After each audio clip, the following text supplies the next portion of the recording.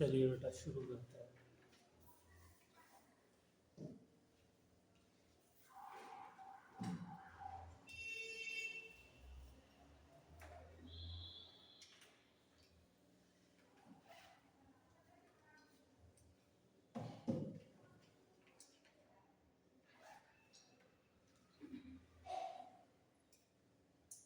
तो हम लोगों ने electric field due to continuous charge कर लिया ना। यस सर, इलेक्ट्रिक फील्ड और एक्सिस ऑफ रिंग भी इसमें सब टॉपिक हो जाते हैं।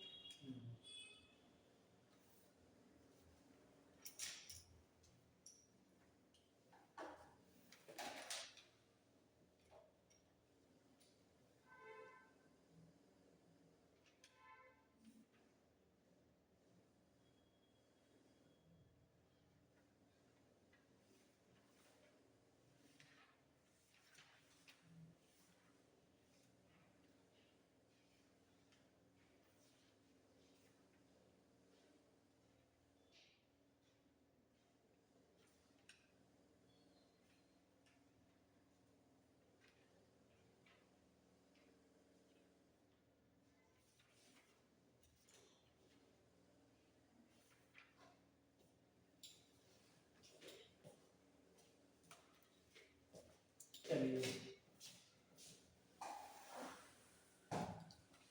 लीजिए मोशन ऑफ चार्ज पार्टिकल।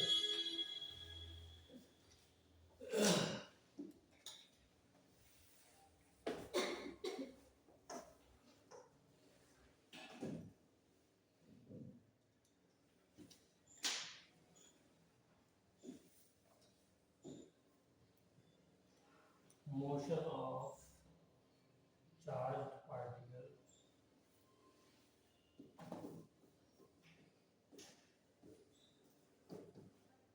और charge particle in uniform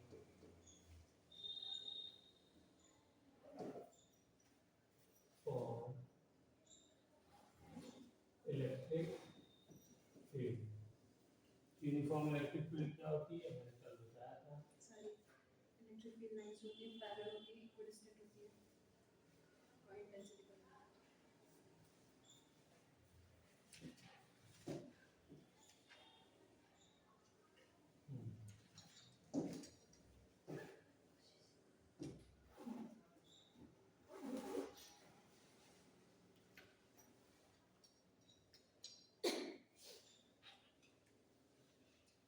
suppose ये मेरी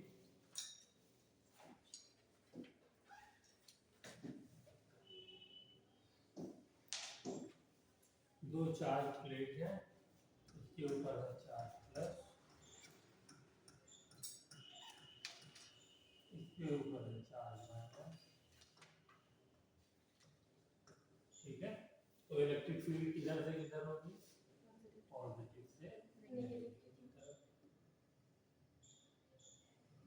ये इलेक्ट्रिक फील्ड का डायरेक्शन हो गया। ओके, सपोज इनके बीच का जो डिस्टेंस है,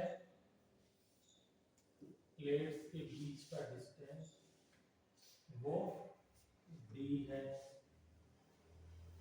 ओके, चलिए अब मैंने एक पार्टिकल को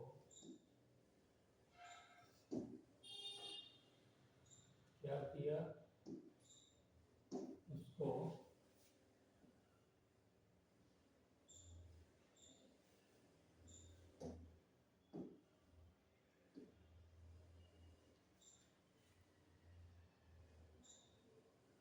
इनिशियल वेलोसिटी u से फेंका।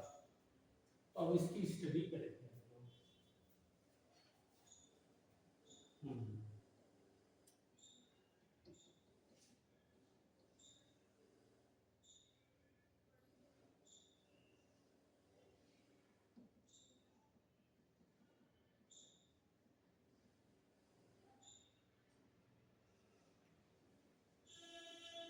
चलिए ठीक है, एक चीज और ले लेते हैं। ये वाली जो प्लेट की लेंथ है इसको भी हम लोग ले लेते हैं,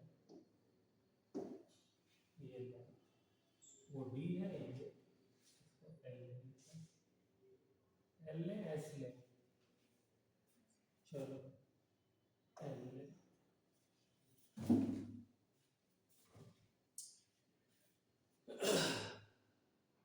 तो ये मेरा जो चार्ज पार्टिकल है, ये चार्ज पार्टिकल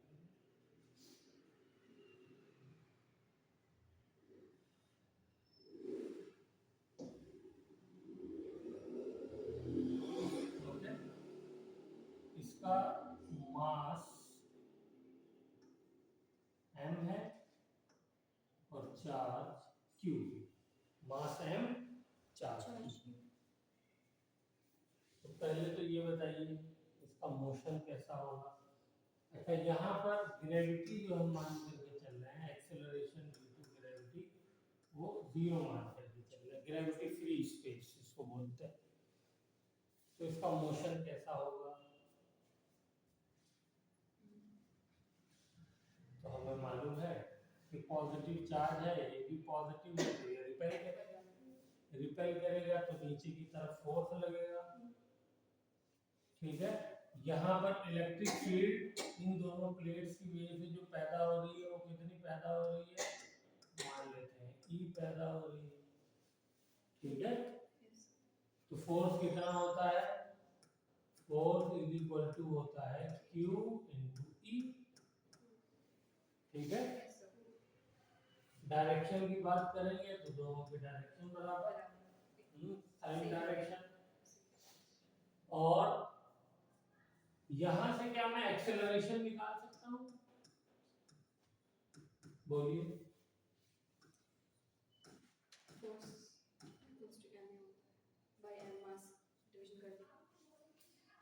ये हो जाए, ठीक है ना। इसकी भी डायरेक्शन की बात करें तो ये डायरेक्शन, ठीक है।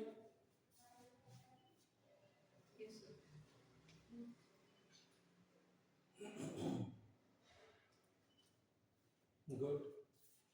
अब इसकी वेलोसिटी को हम लोग एनालाइज करते हैं। तो जब ये चलेगा यहाँ से, तो जरा बताइए कि ये वेलोसिटी इसकी कैसे चेंज होगी, क्या इसका पाथ कैसा होगा मोशन का, ये ऐसे है।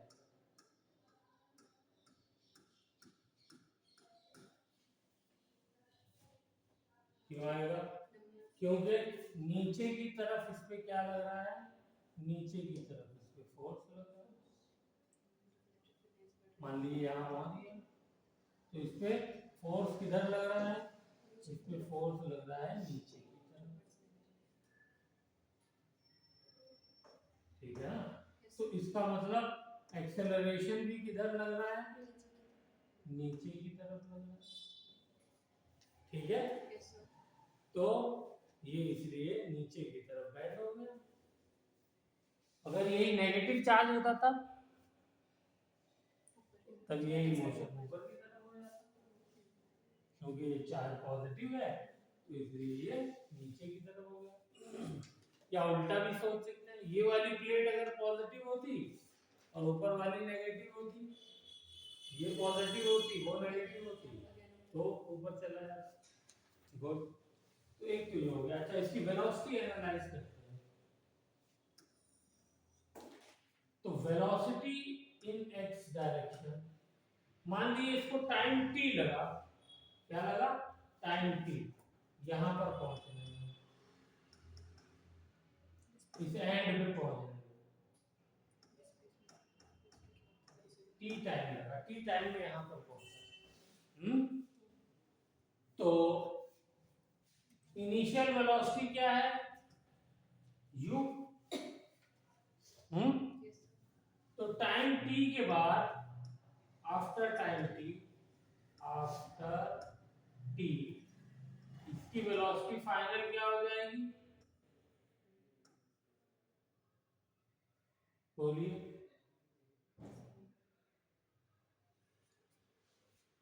क्या हो जाएगी,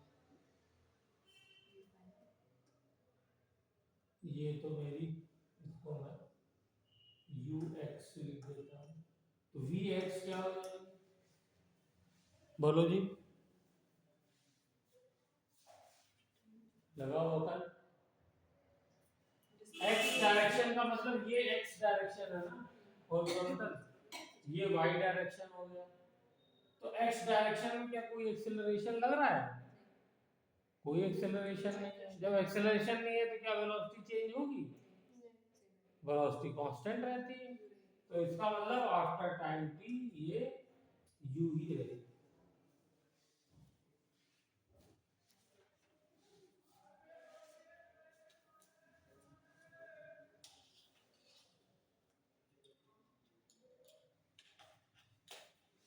तो इसको एल लेंथ कवर करने में कितना टाइम लगेगा? टाइम निकाल सकते हैं यहाँ पे। ये टाइम कितना आएगा बताओ? डिस्प्लेसमेंट एल है, हाँ, एल इज इक्वल टू क्या हो जाएगा? Velocity u into t. तो यहाँ से ये वाला टाइम आ जाएगा, t is equal to l upon you.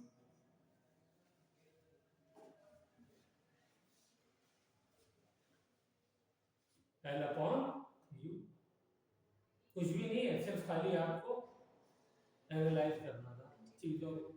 अब आइए नेक्स्ट, इसी तरीके से यू वाई के बारे में करिए एनालाइज। यू वाई क्या है ना? Initially zero, yes very good, क्योंकि दिखा रहा है एरो तो सिर्फ एक्स कंपोनेंट है, ठीक है। तो ये हो जाएगा मेरा u y is equal to zero at t is equal to t is equal to 0, ठीक है।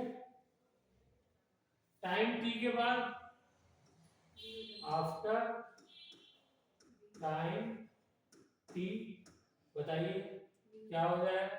वेलोसिटी क्या हो जाएगी? v is equal to u plus at, बोलिए,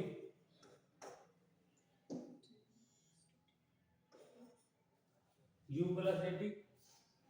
तो ये हम y वाला कंपोनेंट निकालना है, तो चाहे तो y लगा दिए चाहे मत लगाइए। तो यहाँ पर y की वैल्यू रख दीजिए। तो y की वैल्यू इनिशियली क्या है? 0 प्लस a क्या है? एक्सेलरेशन, और एक्सेलरेशन मैंने निकाल ही दिया है, q into e upon m, ठीक है, और इनटू टाइम t। टाइम की वैल्यू यहां से रख देते हैं l अपॉन u, ठीक है। तो यहां से मेरा आ गया v y is equal to q into l into e upon m into q।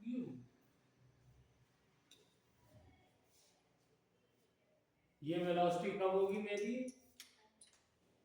जब ये मेरा पार्टिकल यहां पे पहुंच चुका होगा,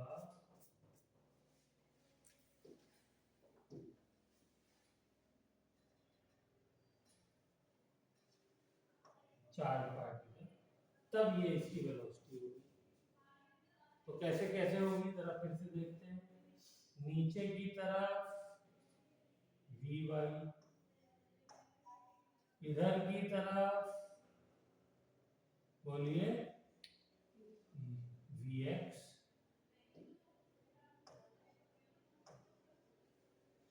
ठीक है।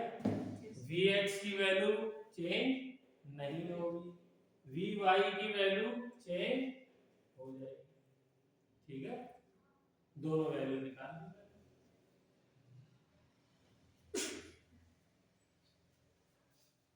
चलिए वेरी गुड, एक चीज और निकालते हैं।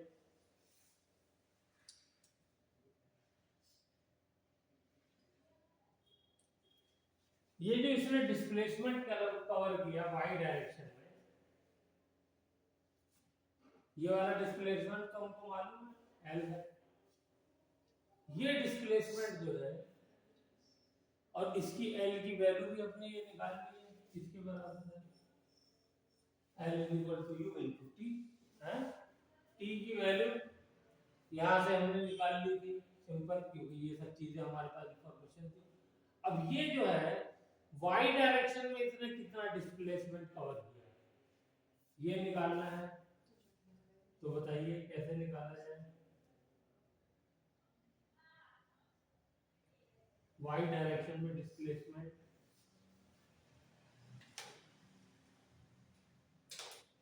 तो डिस्प्लेसमेंट का फॉर्मूला लगा दिए। तो क्या फॉर्मूला है डिस्प्लेसमेंट का, बोलिए।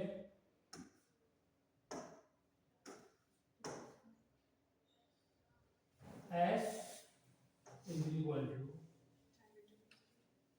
ये वाला डिस्प्लेसमेंट है कितना, यहां से लेकर के यहां तक, अगर पूरा d है तो ये कितना होगा d/2 होगा, d/2 हो जाएगा ना। मैंने बीच की पोजीशन से इसको तोड़ दिया। ओके, तो यहाँ पे बताइए डिस्प्लेसमेंट क्या आ जाएगा, s is equal to ut plus half at square. तो u कितना है 0, क्योंकि हम लोग y डायरेक्शन में निकाल रहे हैं। इसको यहाँ चाहे तो एस वाई लिख देता हूँ, वैसे तो ये मैंने y के लिए ही पूरा किया है, प्लस हाफ a कितना है q into e upon m, t square कितना है l अपॉन u का होल स्क्वायर। बोलिए क्लियर आ गया, गुड।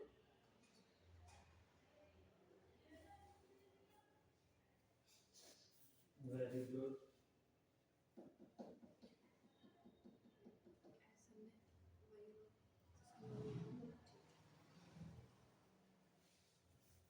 अब मुझसे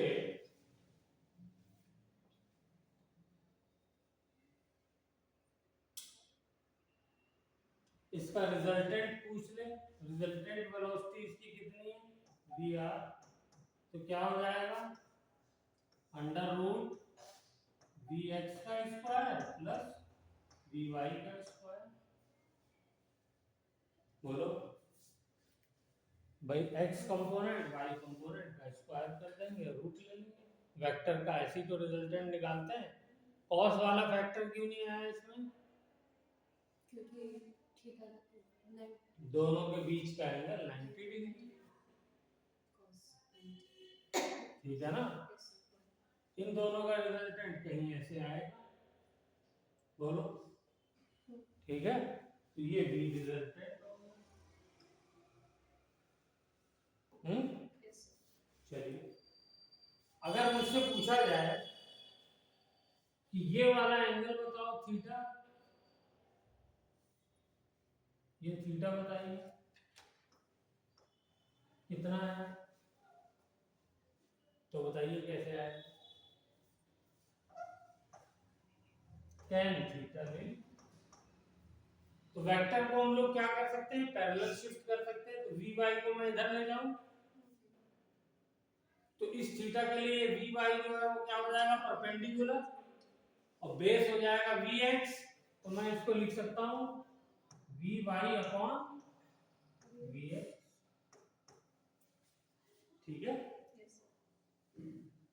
और वी वाई की वैल्यू कितनी आई है मेरी, Q into l into e upon n into u, और वी एक्स की वैल्यू कितनी है, वो थ्रो आउट यू ही है? तो आंसर क्या हो जाएगा फाइनली मेरा, Q into l into e upon n into u का स्क्वायर। बोलिए हो जाएगा।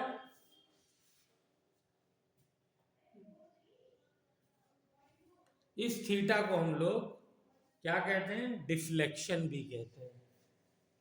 This theta is also called deflection.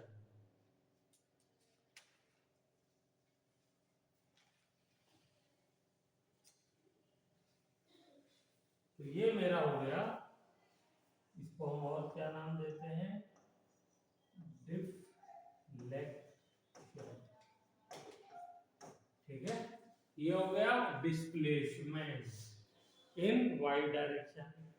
T क्या हो गया, t is the time taken by the charge particle to cross the plate.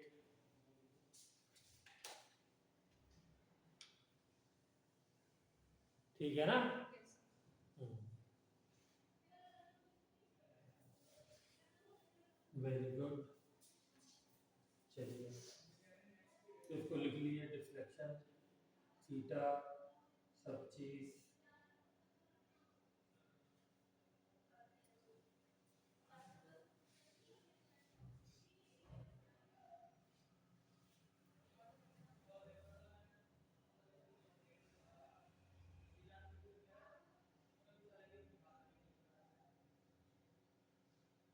हम्म,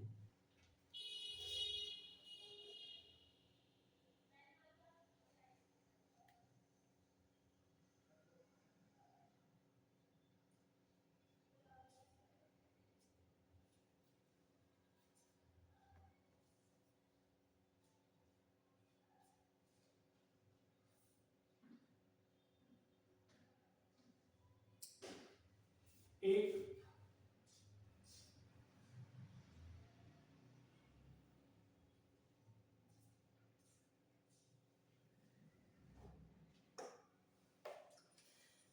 हम्म,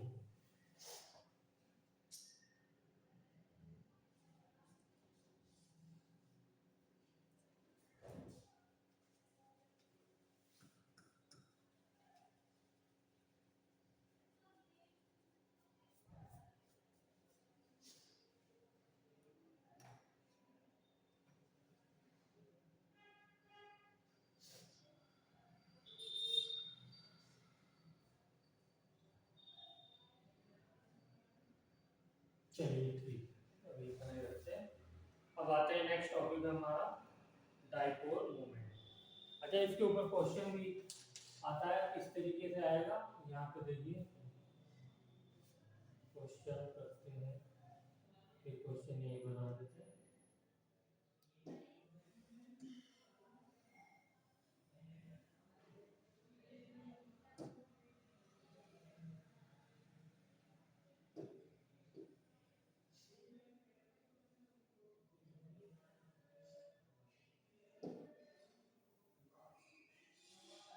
मान लीजिए कई सारे चार्ज पार्टिकल हैं, ठीक है, उनको मैंने थ्रो किया, कोई ऐसे गया, कोई ऐसे गया, कोई ऐसे गया, कोई ऐसे गया,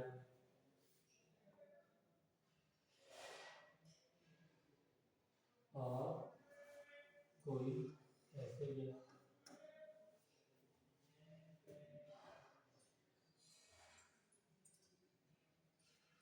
कितने हो गए, 5 हो गए, 1 2 3 4 5। ठीक है, सबका चार्ज सेम है।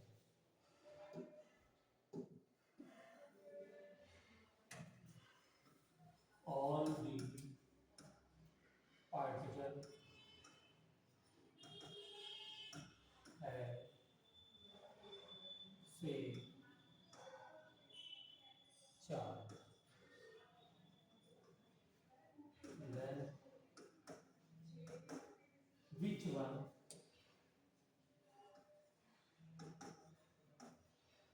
has highest mass। चलिए,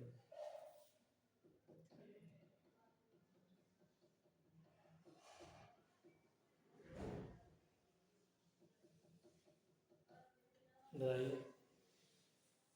Third one.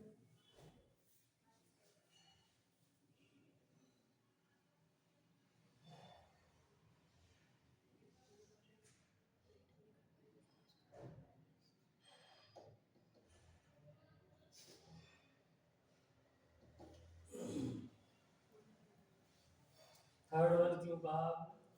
क्योंकि अगर उसका मास ज़्यादा रहेगा तो ना ही उस पे ज़्यादा रिपल्सिव फोर्स लगेगी, ना ही अट्रैक्टिव फोर्स उस पे काम करेगी इतना। मतलब मास ज़्यादा है तो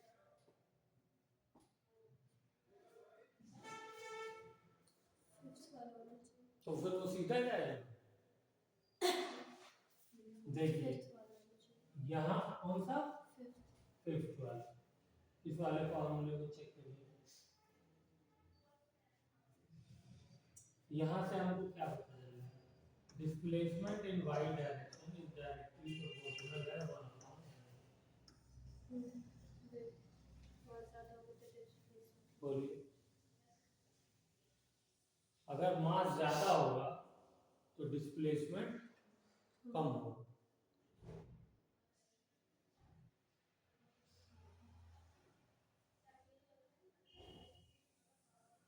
ठीक है ना? तो डिस्प्लेसमेंट सबसे कम किसका है?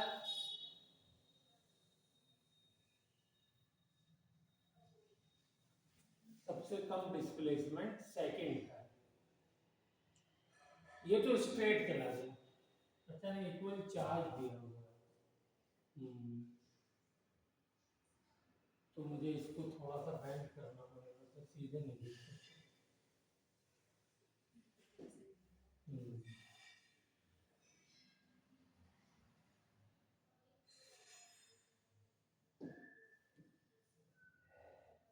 ठीक है, तो ये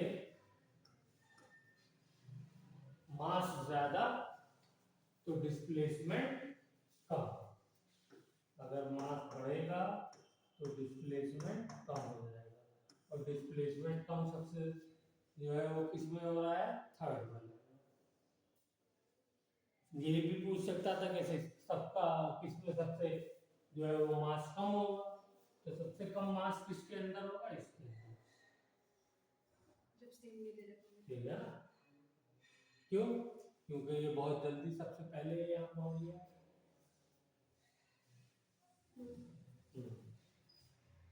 सर ये क्वेश्चन को समझ नहीं आया, इसको दोबारा समझाते। ये बेटा क्वेश्चन ये है कि मास का वाई डायरेक्शन में डिस्प्लेसमेंट से क्या रिलेशन है? तो इन्वर्सली प्रोपोर्शनल रिलेशन है। ठीक है, तो मास बढ़ेगा तो डिस्टेंस कम हो जाएगा। ठीक है ना? तो यहाँ पे मास ज्यादा तो एस वाई कम हुआ ना, इसीलिए देखिए वाई डायरेक्शन में इसका डिफ्लेक्शन कम हुआ है। ये यहाँ पे मास कम। ठीक है, अब ये ऊपर की तरफ जा रहा है, इसका मतलब क्या है? इसका मतलब चार्ज ये नेगेटिव है। ठीक है, क्वांटिटी वाइज सेम है, लेकिन जो है वो साइन वाइज जो है वो डिफरेंट चार्ज है। ऐसे से फर्स्ट और सेकंड में डिफरेंस क्या होगा फिर? मतलब दोनों नेगेटिव होंगे जब वो तीनों नेगेटिव है। ये 1 2 3 दो ये तीनों नेगेटिव है, ये दोनों पॉजिटिव है, लेकिन क्वांटिटी सेम है, मासेस सेम है। एक प्लस क्यू है, एक ही बात फॉलो करनी चाहिए, एक माइनस क्यू है। एक बात क्यों फॉलो करेंगे? मास डिफरेंट है ना,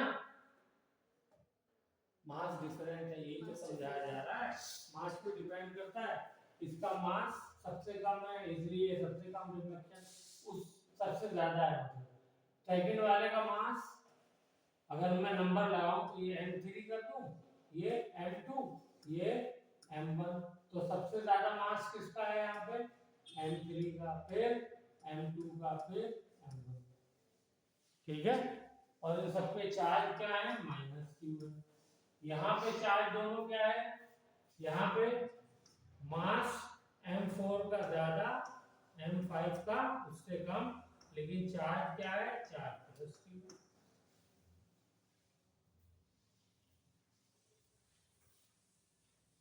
चलिए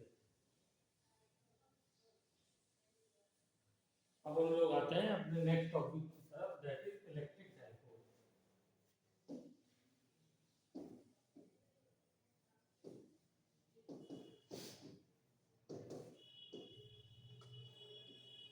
इसको हम लोग कैपिटल P से रिप्रेजेंट करते हैं।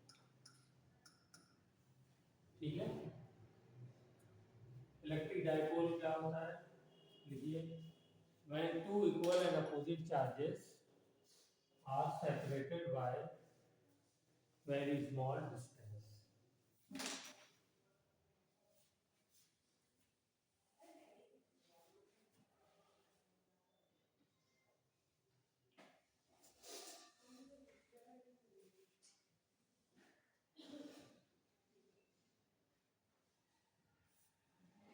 ये चार्ज है प्लस क्यू और ये है माइनस क्यू, इनके बीच का डिस्टेंस है सपोज 2L। 2L हमने कन्वीनियंस के लिए लिया है, कैलकुलेशन आसान हो जाती है। ये इसका मिड पॉइंट है, तो यहाँ तक क्या हो जाएगा, यहाँ तक हो जाएगा L, ठीक है।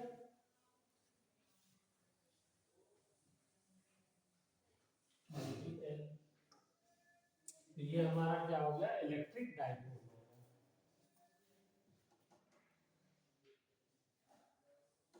गुड।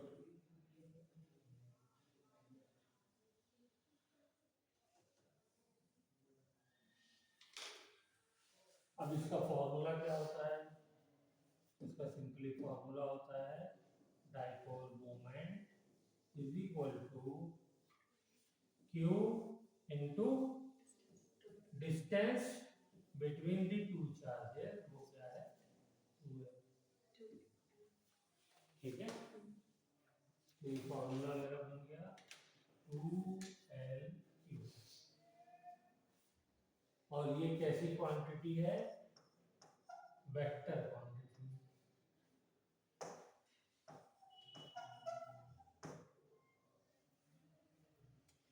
इसका डायरेक्शन किसी को याद है कहाँ से कहाँ होता है,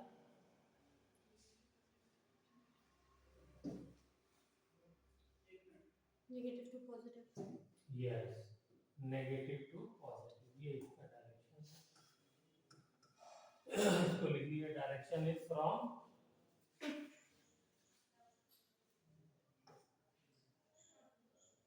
negative q to positive q।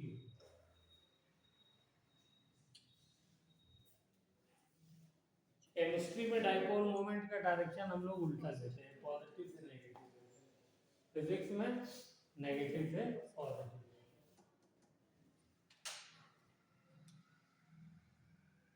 चलिए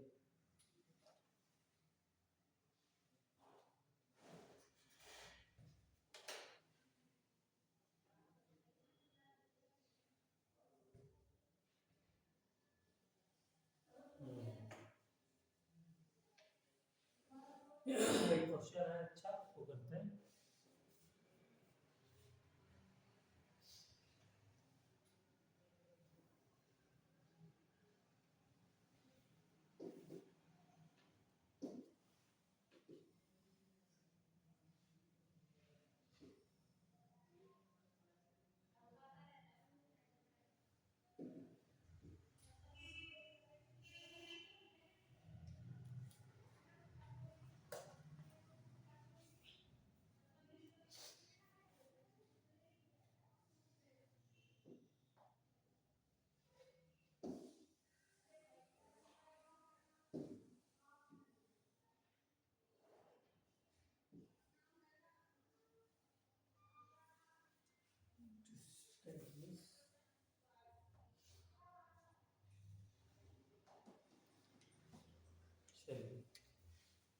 चलिए, ये वाला कोऑर्डिनेट हमको दिया हुआ है, ये है A0, और ये हमको दिया हुआ है 0A।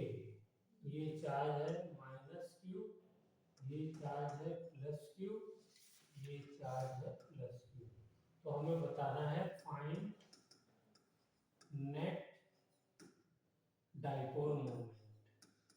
चलिए बताइए जल्दी से।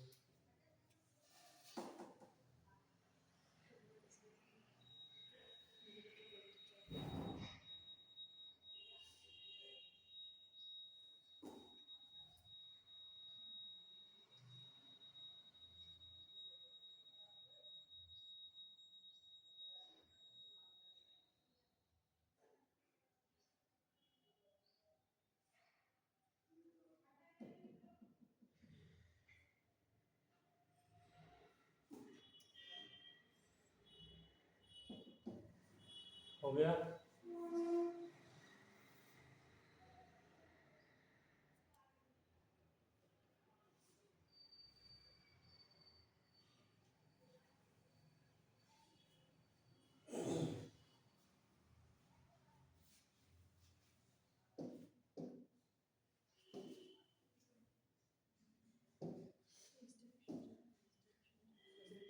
यहाँ पे डाइपोल मोमेंट का डायरेक्शन क्या होगा, ये, और इसकी वैल्यू क्या होगी डाइपोल मोमेंट की, Q इंटू ए। यहाँ पे डायरेक्शन क्या होगा, ये, इसकी वैल्यू क्या होगी, Q इंटू ए, है। तो नेट डाइपोल मोमेंट क्या हो जाएगा, दो वेक्टर हैं, तो वेक्टर का रिजल्टेंट हम लोग निकाल देंगे। तो क्या हो जाएगा, अंडर रूट ए स्क्वायर प्लस बी स्क्वायर, तो ये हो गया क्यू ए स्क्वायर प्लस ये भी क्यू ए है, तो क्यू ए का स्क्वायर प्लस 0, 0 आएगा क्योंकि दोनों 90 डिग्री पे हैं इस बार भी। तो क्या हो जाएगा, क्यू ए रूट, बोलिए आ गया। यूनिट क्या हो गई, कूलम मीटर।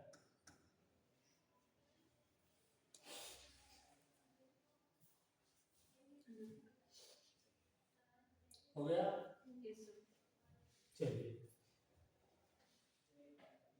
अब हेडिंग डालिए electric field, electric field due to dipole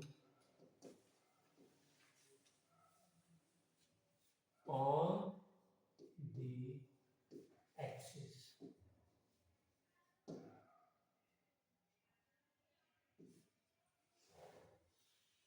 हो गया, तो ये डाइपोल बनाते हैं,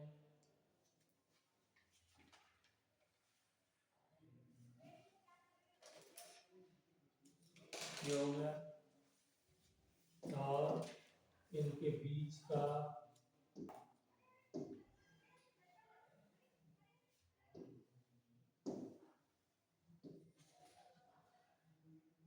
ये डिस्टेंस है कितना, बोलिए 12 लेते हैं, ये इसका मिड पॉइंट है, ये चार्ज प्लस क्यू है, ये माइनस क्यू है। अब मुझे क्या करना है, अब मुझे करना है इसका एक्सिस लेना है, सपोज ये इसका एक्सिस है, चलो चेंज कर देता हूँ।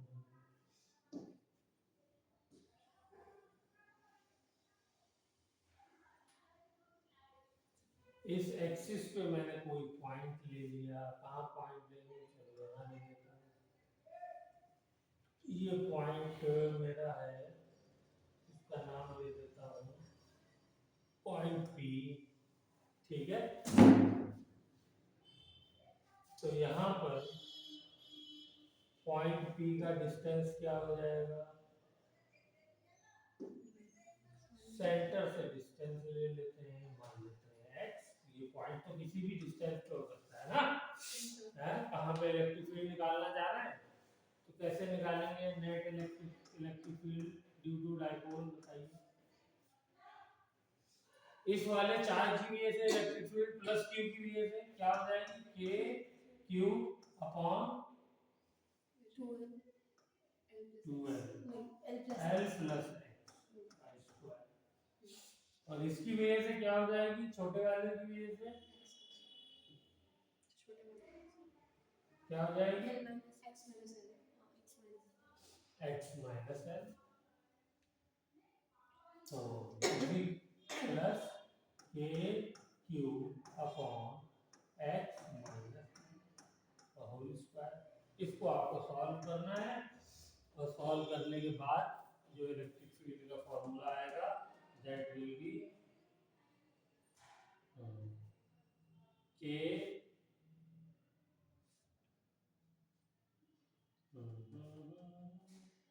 क्यू 4xl के Q 4xl divided by x minus l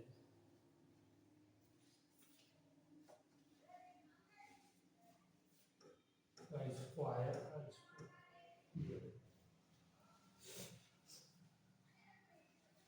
तो सॉल्व कर लीजिएगा घर पे जाकर के, ठीक है।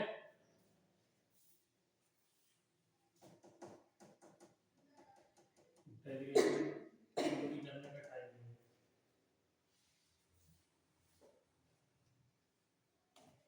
अभी इस फॉर्मूले को चेक करिए, मैं इसको ऐसे लिख सकता हूँ k into 2x into p divided by x square minus L square. यहाँ से क्या किया हमने, 2 उधार लिया, उस 2 को l से मल्टीप्लाई किया तो 2l हो गया, और इंटू क्यू p हो गया, तो वो p मैंने इकट्ठा बना दिया, ठीक है।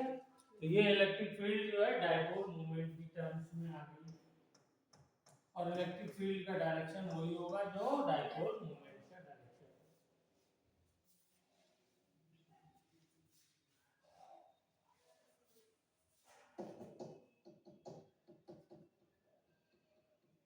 तो ये इलेक्ट्रिक फील्ड कहाँ आई, इलेक्ट्रिक फील्ड आई ऑन द एक्सिस ऑफ, बोलिए, डायपोल। अब दूसरा तो लिखिए, इलेक्ट्रिक फील्ड दोबारा निकालते हैं। Electric field due to dipole at the perpendicular bisector, perpendicular bisector.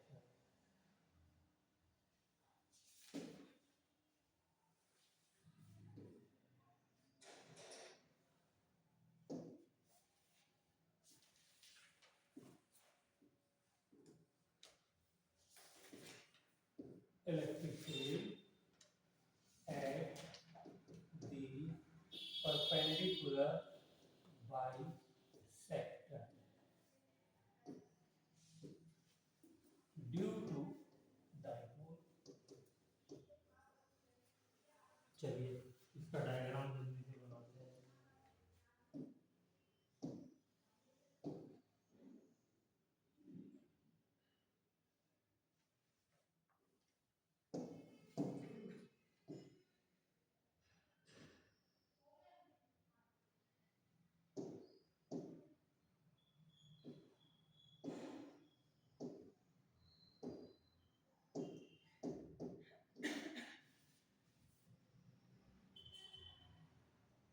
इस बार मैंने चार्ज थोड़ा बड़ा बड़ा बना दिया, ठीक है। चलिए, तो इनके बीच का जो डिस्टेंस है वो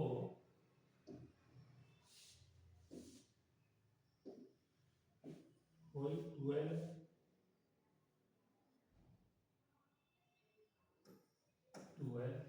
परपेंडिकुलर बाइसेक्टर का मतलब क्या है, परपेंडिकुलर बाइसेक्टर का मतलब है ऐसी लाइन जो परपेंडिकुलर हो और इक्वल बाइसेक्ट कर रही हो, जैसे ये हो, ठीक है। ये वैल्यू माइनस क्यू, ये प्लस क्यू,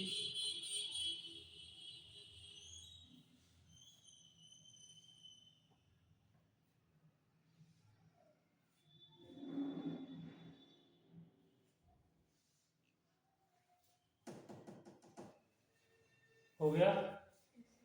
चलिए, तो ये बताइए ये वाला डिस्टेंस कितना हो जाएगा और ये वाला कितना हो जाएगा। फिर से देखिए, हमको जरूरत पड़ी तो ये भी एल हो जाएगा, ये भी एल हो जाएगा, ठीक है। तो किसी भी पॉइंट पे मैं इलेक्ट्रिक फील्ड निकालना चाहता हूं,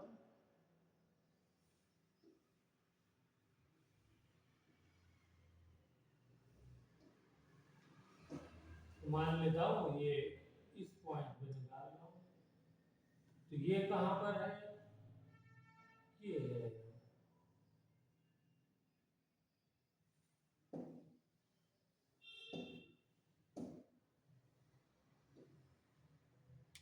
सपोज x डिस्टेंस में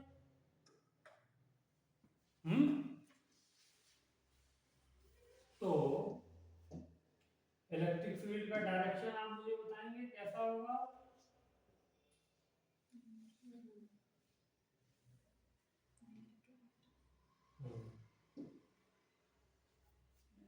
इस पॉइंट पे इस प्लस चार्ज की वजह से इलेक्ट्रिक फील्ड का डायरेक्शन कैसा होगा? ये ऐसा, ठीक है। अब प्लस चार्ज की वजह से इलेक्ट्रिक फील्ड और परपेंडिकुलर होती है, तो परपेंडिकुलर बना दिया मैंने। फिर से बनाता हूँ, पूरा कलर कर देता हूँ। ओके, ये बन गया। इसकी वजह से बताइए इलेक्ट्रिक फील्ड कैसी होगी? इसकी वजह से नीचे जाएगी। तो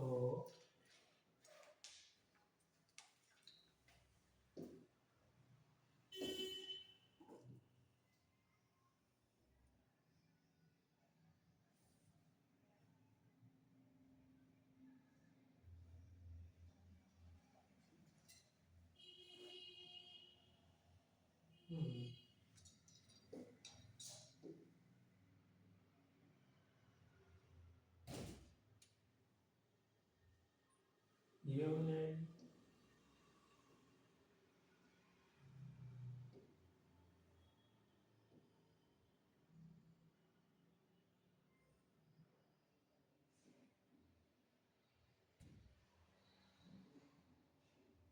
ये इलेक्ट्रिक फील्ड का डायरेक्शन हो गया, ठीक है।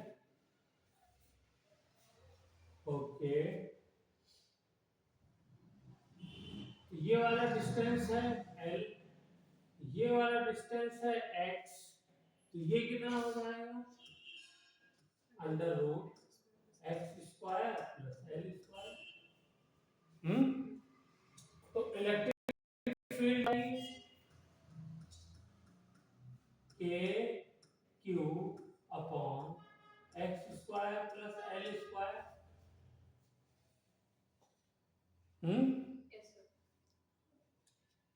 ये भी वही हो जाएगी। बोलिए, ये वाली वैल्यू की सेम यही आएगी ना, क्योंकि डिस्टेंस दोनों का सेम है। तो इन दोनों का रिजल्टेंट ये मान लेता हूं एंगल कितना है, थीटा। तो रिजल्टेंट कहां से जाएगा बोलिए? दोनों का बीच से क्यों जाएगा? क्योंकि दोनों का मैग्नीट्यूड सेम है, तो इसलिए ये क्या करेगा? इक्वल डिवाइड करेगा, तो ई नेट यहां से जाएगा, ठीक है ना। तो ये वाला एंगल कितना हो जाएगा? ये हो जाएगा थीटा बाई। बोलिए, हो जाएगा?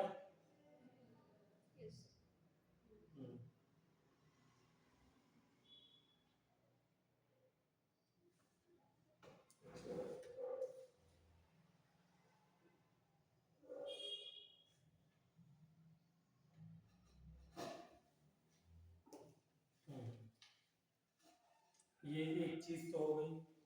दूसरी चीज, अगर मैं इसके कंपोनेंट लूं तो क्या होगा? कंपोनेंट लीजिए,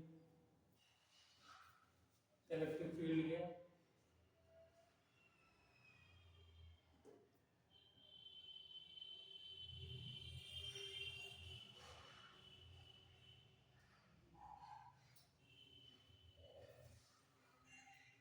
चलिए इसी डायग्राम को दोबारा बनाते हैं। इसी डायग्राम को दोबारा,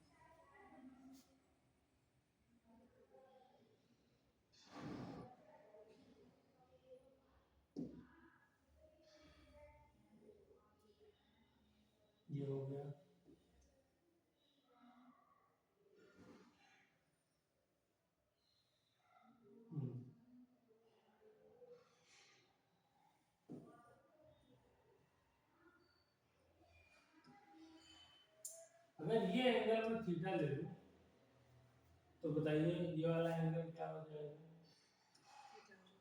थीटा हो जाएगा। ठीक है,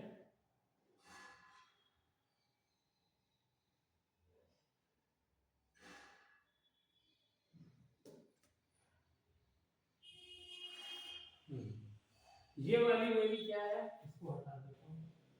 ये मेरी इलेक्ट्रिक फील्ड आई थी ई, इलेक्ट्रिक फील्ड की वैल्यू कहाँ है? ये लिखी हुई है सामने, ये भी ई है। तो इस डायरेक्शन में मेरी जो इलेक्ट्रिक फील्ड होगी वो क्या हो जाएगी? ई कॉस थीटा हो जाएगी, है? और इस डायरेक्शन में इलेक्ट्रिक फील्ड क्या हो जाएगी? ई साइन थीटा। बोलिए। ओके, अब आइए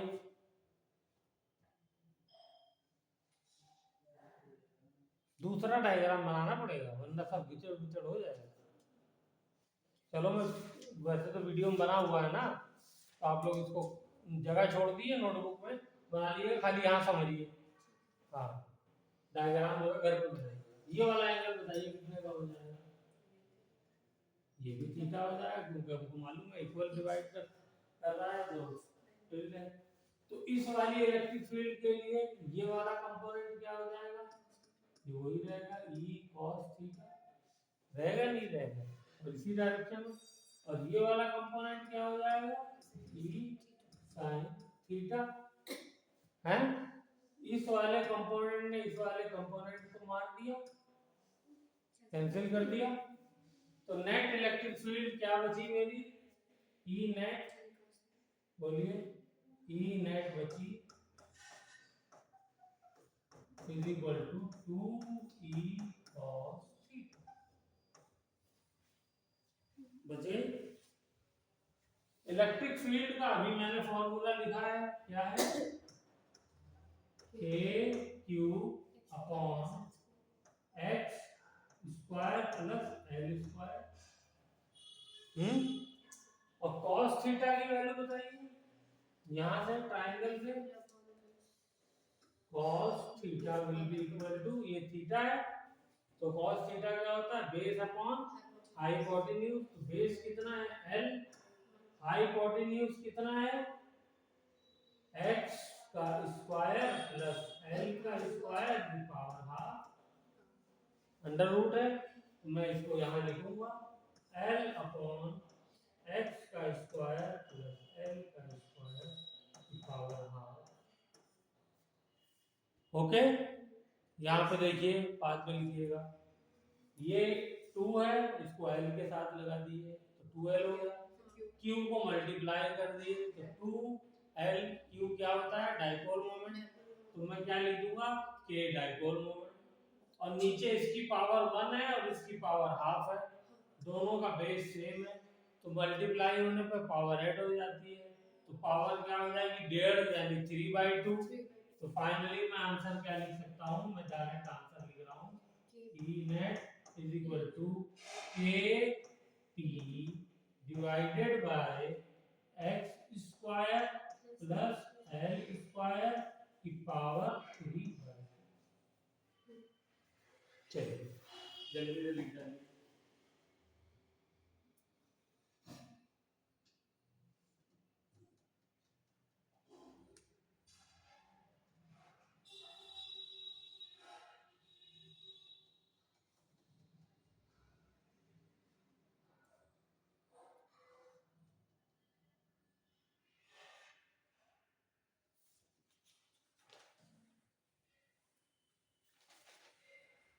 हो गया?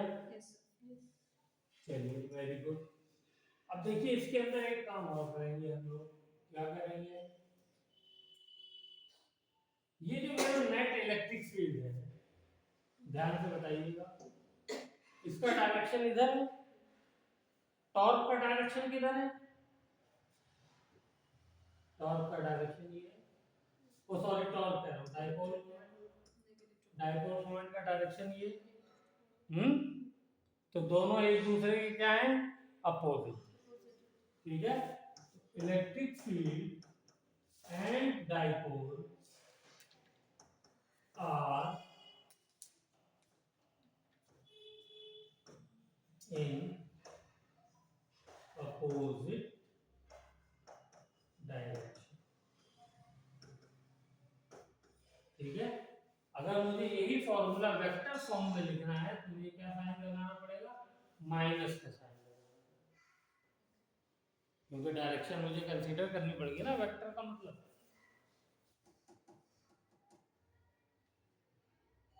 ठीक है। एक और चीज यहां से मैं कह सकता हूं, E net is perpendicular to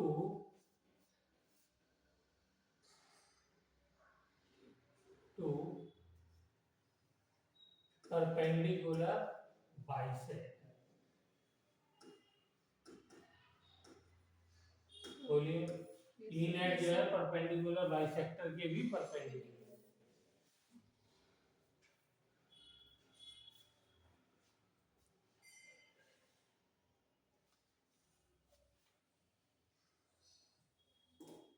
हो गया।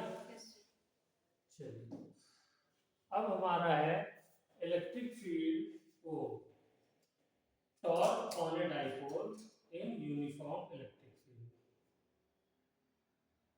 Torque on a dipole in uniform electric